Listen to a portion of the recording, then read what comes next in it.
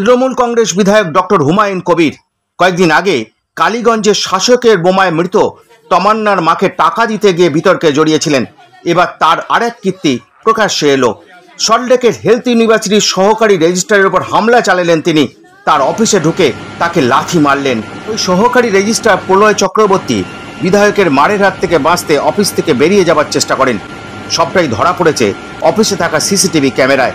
নিজে প্রাক্তন IPS officer, বর্তমানে তৃণমূল কংগ্রেসের বিধায়ক, কিভাবে একজন সরকারি কর্মচারীকে তিনি লাথি মারছেন তা দেখুন।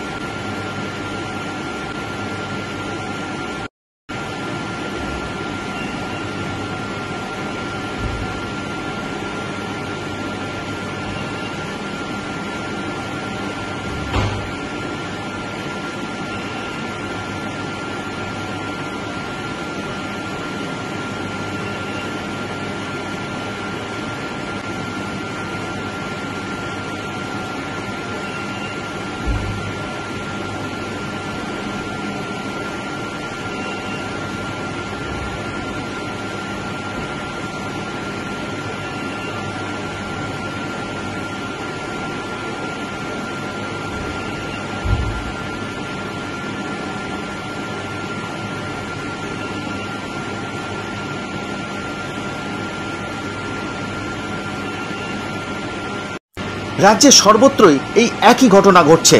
কখনো অনুব্রত মণ্ডল আইসিকে হুমকি দিচ্ছেন, আবার কখনো তৃণমূল নেত্রী বৃদ্ধকে রাস্তায় ফেলে জুতো দিয়ে মারছেন, আবার কখনো কসবা ল কলেজে গণধর্ষণের ঘটনা ঘটছে।